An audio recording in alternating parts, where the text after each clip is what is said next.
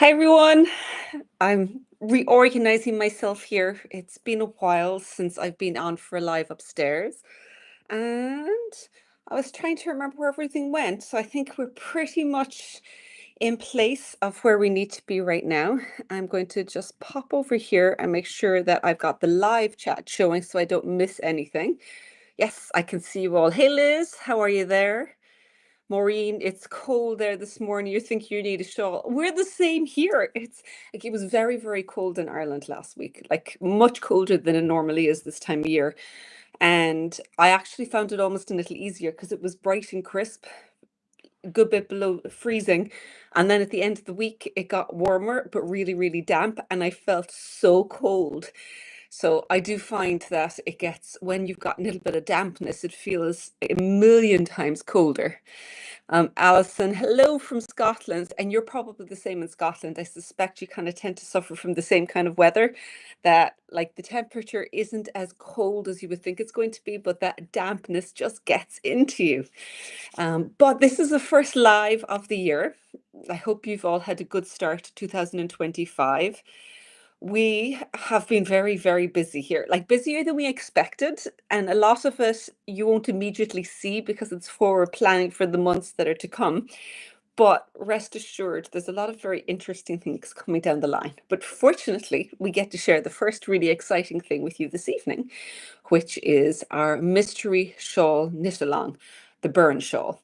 So obviously, as it's a mystery, I can't share exactly what the shawl is. What I can share with you today, though, is I get to share all of the different yarns. So I've got the yarns here with me. And if you want to see any of the other yarns close up, I can pull it right up to the camera. So if you want to see any of the colors in greater detail, just give me a shout. And I'll talk a little bit about what's in the shawl and the construction and all that kind of stuff.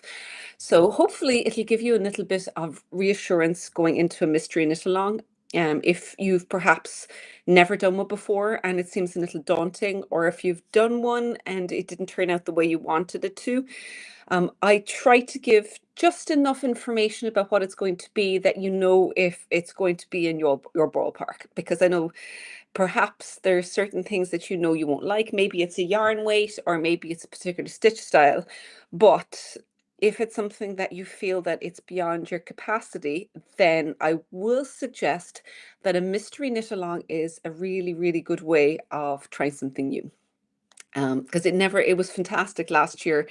And over the last few years, we've had people say that because it was a mystery, they ended up doing things that they never thought was possible for them to do. Because each section was just given one bit at a time. So they could take that little part, work through it, and not worry about the bigger picture and all of the things to come. They just focused on that section in front of them with the videos, and then they're like, oh, I did that. And then that happened each time. And by the time they look back and actually saw what they'd done, they're like, I did that. If I saw a photograph of that, I'd have been so scared I'd never have started. So that is, I think, one of the the secret sauce of mystery knit-alongs potentially is that it can often allow you to try things that perhaps you thought were beyond you, that and just kind of expand your boundaries because you're not looking at something and thinking, I can't do that. All you have to ask yourself is, can you do this next section? If you can do that, you get that done. And then it's just one section at a time. So you're not getting stressed out with the bigger picture, just looking at those little parts in between. So I think that's actually one of the really special things about Mystery Knit Along. And the community really, it works very well for this because you can actually help people as you're going along and working through with it. I'm looking over here, Melvia, it is freezing in Rochester. It'll be 11 degrees next week. That's 11 degrees Fahrenheit. So that's much colder than here. 11 degrees Celsius, about what we've got now. So not cold, just feels cold because of the dampness. And we have some from Bavaria, cold and dry. Yeah, that's my kind of cold. It's nice. We don't experience that very often in Ireland. It's usually cold and damp, and so feels considerably colder than it actually is. So I do believe that temperatures on a thermometer are not created equal. It's about the moisture in the air is makes a considerable difference to the what it feels like for sure. So that's the kind of the reason I think mystery knit-alongs can actually work quite well. The way we do our mystery knit-along is we start off with it on pre-sale. So tonight's going to be the pre-sale. So you can get the pattern, and if you download that, don't panic when there's not a full pattern there. It's just an information PDF where you're going to get access to the initial video workshop, which will just be an intro video, and you'll have access to and it'll just give you the gauge and the yarn details and the sizing and things like that. So that's what's coming in the first one. And then every time it gives you a schedule for the clue release. So every time a clue is released, what a clue actually means is it's a section of the pattern. And the first, to make sure I make the date right, 19th of February is when the first clue comes out. And there'll be 3 clues, one every week for 3 weeks, and then we'll end up with the final prize. Every clue, anyone who's on here knows that we do giveaways for each clue as we go along. So we actually, we make sure that when you put up a finished photograph, a couple of days afterwards, or in this case, we might do it on the live, the following live, we'll do a raffle drawing for everybody who's put a photograph up. If you don't want to have the mystery spoiled, what I'm actually going to do this time is I'm going to put a couple of different threads up on KnitHub so that we'll have a spoiler thread whereby if you want to share photographs or, you know, basically talk about what it looks like and share what you're doing, you can go ahead and do that. If you don't want to see those parts, just make sure you unsubscribe from that or don't click into it to avoid going into it. Then the other chat one will just be chat, whereby if you just want to talk through things but you don't want to see any photographs of the finished one. We can't really fully police that. I mean, it's like we'll just put the different threads in, but it is what it is, and sometimes it really helps people to be able to have a place for the spoilers and to be able to see how progress is going through. I put the photos on KnitHub. Yeah, that we do everything on KnitHub in terms of kind of the chat, the support, and where the photographs that are going to be picked at the end are as well. And then I'll probably, for the first couple of ones, I'll announce the winners on here on the lives, because I'll do a live each week where we're just talking, where I'll talk through what's coming up in the clue, and we can have a reveal of what was in the previous week's clue as well. Cecilia, good morning. Will I be able to share the width? I mentioned it would be a triangle. Is it possible for you to increase the width? Yeah, the finished size is going to actually be in the shawl, will be in the info document, and it's going to, and in fact, I think on the blog post we actually put, we may not have yet, but in the information document you'll have the finished size. So the way the shawl is started, it's actually going to start at the bottom at the tip and increase up in a triangle from here. And there's plenty of opportunities at that point to actually change the increase if you want. It's working away at a steady increase going out, but if you want it wider, that's actually something where I can talk through, where there's places where you can put a few more increases in. There's sections where there's not a stitch pattern, so that it makes it a little easier to widen it up. There'd be places where if you want to increase the stitch patterns, where you can actually build those out, but I will make sure to talk through all of that. And there's going to be a nice big wide edging as you go through as well. So that's often one of the difficulties with the triangular shawl, is when you are increasing the width, you're also increasing the length. So the only way for that to change is if you increase the width a little bit more, but it will make it a little bit more curved if you do that, and it's not going to be a true triangle. If you don't have a problem with that, then you can definitely, I'll talk through all of that as we're going through the process. But I mean, that's whole part of it as well, is figuring out what we can change. What changes you make will have a knock-on problem with the next one.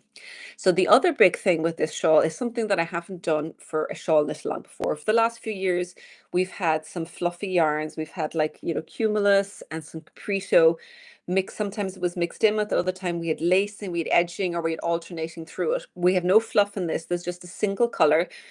And I haven't done, and I'm introducing some cables into this shawl. So it's the first time in a fingering weight yarn I've got cables. It's not solid all over cables, but there are cable details running through the main part of the shawl. And obviously, because we're using a singles yarn, or a fingering weight yarn, the cables are going to be smaller, more delicate than something you're going to see in the Celtic Knit Slub. So very different kind of cable. And it lends itself to a little bit more cables as you're running through it. I do like it very much. The edging is in cables. That's a little bit more lace on the edging. And I actually really like the combination of a more solid cable section combined with a more airy lace section. But it's not a difficult lace. It's a more straightforward lace. But the whole idea is that I'll give as many places where it can be easily modified, and we'll talk through how the modifications will impact on future parts of it. Are the cables reversible? The cables in this are not going to be reversible. I will, however, be having on the Celtic Knits Club in the second installment, I'm going to be having some reversible cables coming up on that. But this particular shawl won't have reversible cables. Reversible cables have one of the problems you run into with them is that because you're doing something where it's either going to be in ribbing or it's going to have cables on both sides, it tends to be a much denser fabric. So it's not going to be as suitable a fabric for a shawl. Like, it can be done, um, but it's going to lend itself better to things like scarves or cowls or items like that, where you're happy to have it a little bit thicker as you're going through. So not this time is the answer. Smaller, more delicate cables is what we're going to be getting with this one, but they won't be reversible.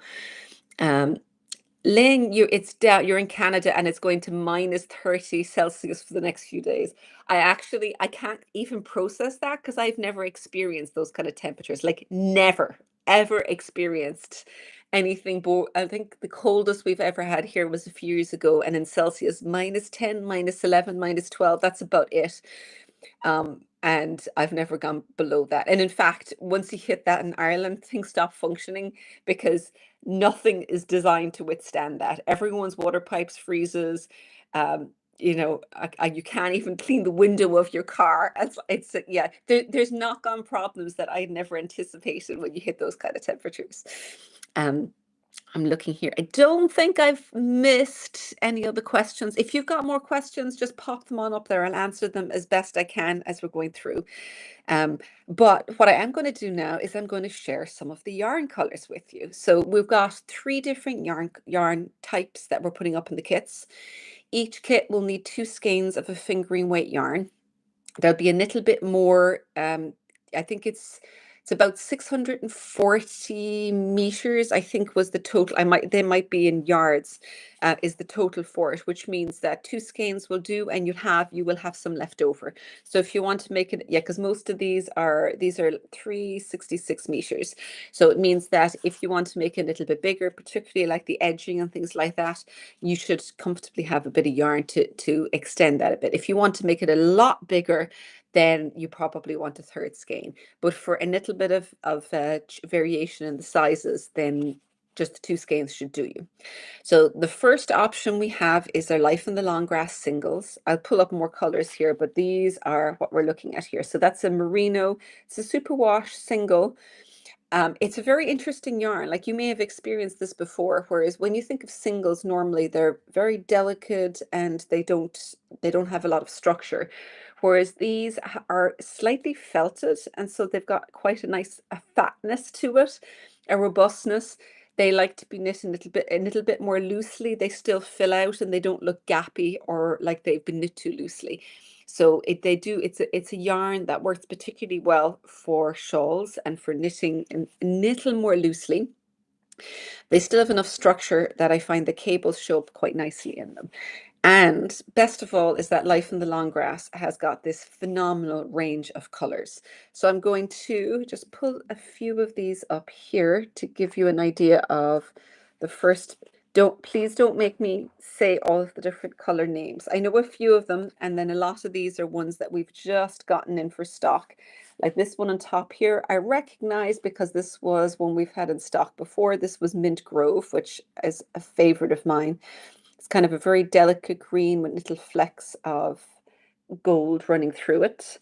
Um, you got distracted. Did you already say if you could use a cable needle? I didn't see the question on the cable needle, but yes, you absolutely can use a cable needle. Yes. This is another lovely delicate one. We've got pewter. So again, it's kind of a gray with little bit hints of golds and small delicate speckles going through it. which you might notice that a lot of these here we're not going for a very high contrast yarn. So like some of them, I'll be putting up some of the others that are a little bit darker, and you can do a darker color, particularly if you're more experienced with cables, because you'll still see it. It's just if you've got poor eyesight or if you're working in light that's not too bright, darker colors are going to require a little bit more care. But if you're an experienced cable knitter, you shouldn't have any problems with the darker colors, and you still will see them because a lot of it is three-dimensional and it's just you will see them. But for a newer cable knitter, a slightly lighter color might actually help. But don't go for one thing I would avoid is something that's very variegated or is huge color variations, because I think that's going to distract from the cables. I think you want semi-solid or something with some of the lighter speckles that we've got here, which just add a nice little layer to it. This one I think is a fun one. This is Chirp. It's a little close to Mint Grove, but it's got a bit more blue in it, and the speckles have got more pinks and purples running through it here. This is gray. This was funny. It's called Gray Slake, which is grays and lake. But when I was reading it, I was getting very confused because I thought it was a misspelling of gray slate, and Laura's like, no, it's Gray's Lake put together. So this is Gray's Lake. As you can see, it's a little bit more gray. It's got small flecks of gold running through it. You'll have seen actually in our when we put the photographs up, we put several colors together because some of these colors look quite similar when you put them separately. But as soon as you sit them together in a photograph, it immediately becomes much easier to see and have a bit of differentiation between them, I think. Um, I think this is really pretty. This is it's Ishka, so it's a light blue. Again, you can see there's little bits of speckles, kind of golds, green, pinks, but very subtle. And it's overall just a pale blue color. And here we're going a little bit more on this is the grit. So it's slightly beige, off as brownish, but with little flecks of blues and pinks over here. This is going to show up cables beautifully. That would be really pretty and very wearable with a lot of things. And this one here is flax. So it's a little mustard, vaguely, yeah, like it's like a light yellow, pale mustardy color, again, with little bit of speckles running through. I hope you can see the speckles here. It's quite hard to actually show. Laura is right.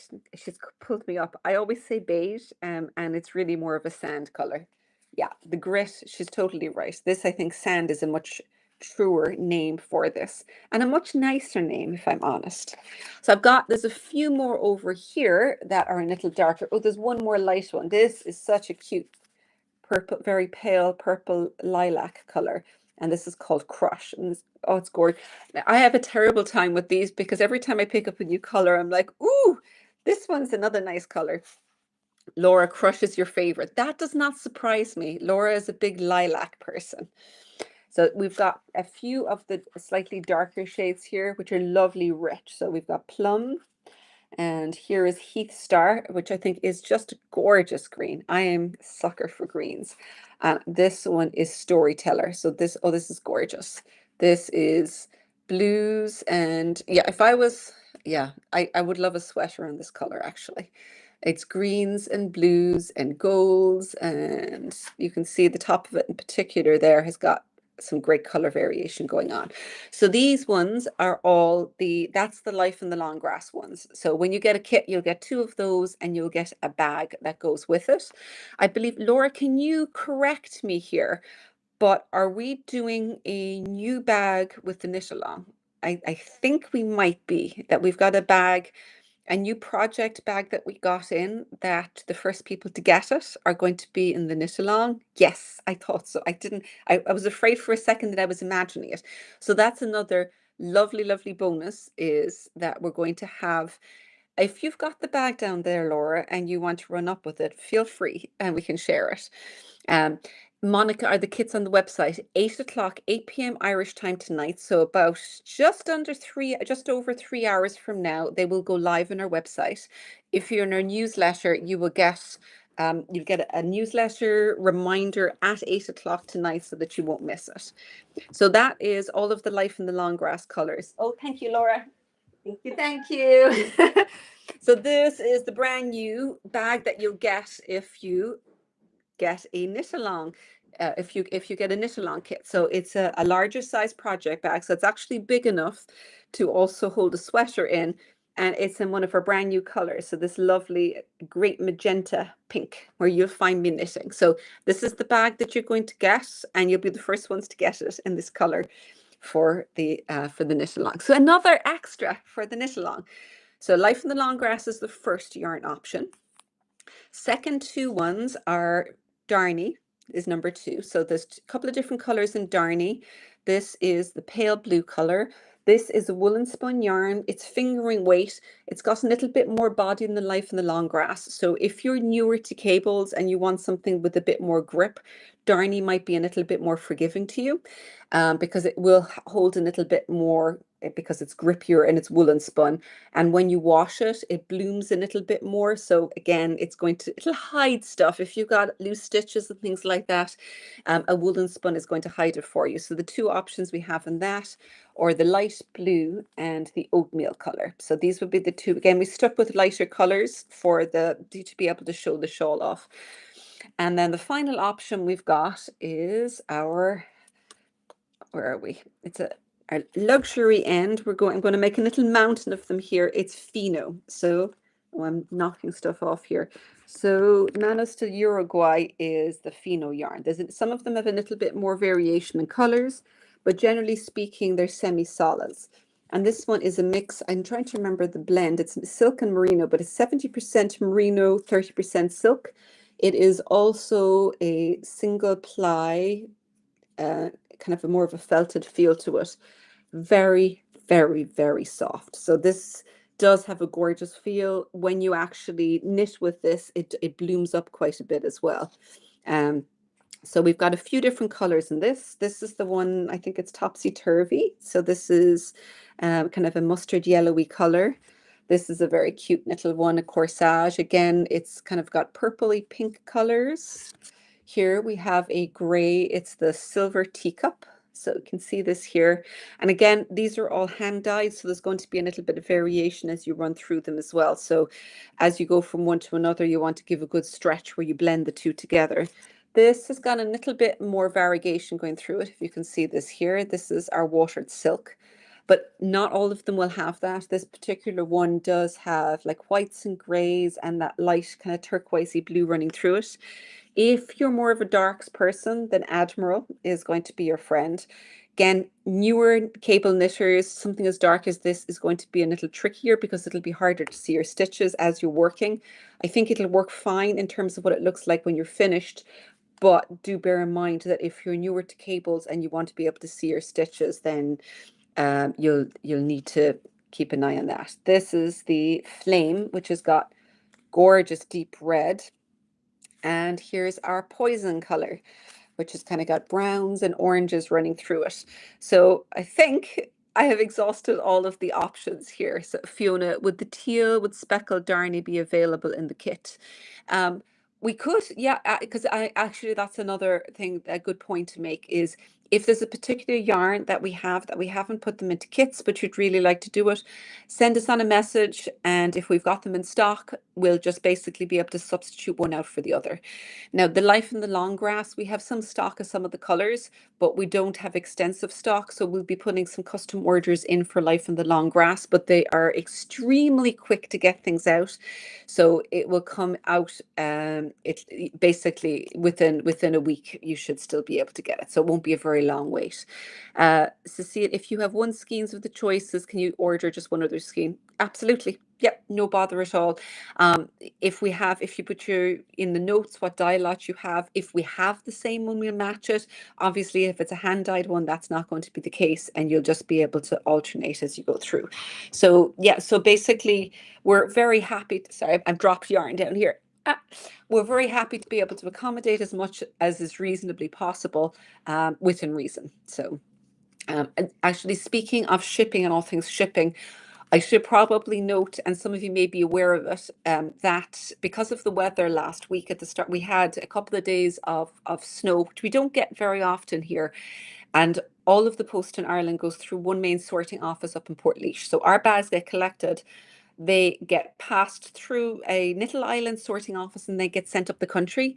And unfortunately, because of the weather and the fact that the roads were not cleared, there was a day where 6 out of 76 staff were inside there, and they're still playing catch up. So what was happening then is there was a batch of orders that was not of bags that were not shipped, were not processed or even scanned, and then new things came in after that, so everything got out of order, and the things that came in later got processed, and they're only just now starting to get to that backlog. So if you ordered, or if something was shipped and you got a notification at the start of last week, you may not have been getting a notification saying that it's been scanned until today. So, but don't worry, it is not lost, it's not missing. It's just slow right now, and it will get to you. So just to give you reassurance that that's happening. And the other thing I suppose to notice, if any of you are in Canada, I do be aware that while the previous issue we had was the postal strike, which is over now and is clearing, I do know that packages coming in internationally to Canada are now being charged duty and tax. I think there had been a kind of a halt on it for a bit, but I believe they're now being charged. So just to be aware of that when you're ordering things, that I think that we're being as careful as we can with listing what the items are and keeping the costs correct. But just to be aware that items coming from outside of Canada, I believe, are now pretty much across the board attracting import fees. So my apologies, but unfortunately, there's nothing we can do about that. The last thing before we finish that I wanted to talk about today was our Duvet Day Sweater. So the last day I did talk a little bit about it, and I was telling you all about the yarn that I picked up, the original yarn from All You Knit Is Love in Barcelona that I picked up, that I fell in love with because it was just so soft. And then that led us, when we came back to Ireland, to see if we could find a local source. And Life in the Long Grass came to the rescue again, and they were able to source that base, and then they dyed colors up for us. So we put those on pre-sale before Christmas. They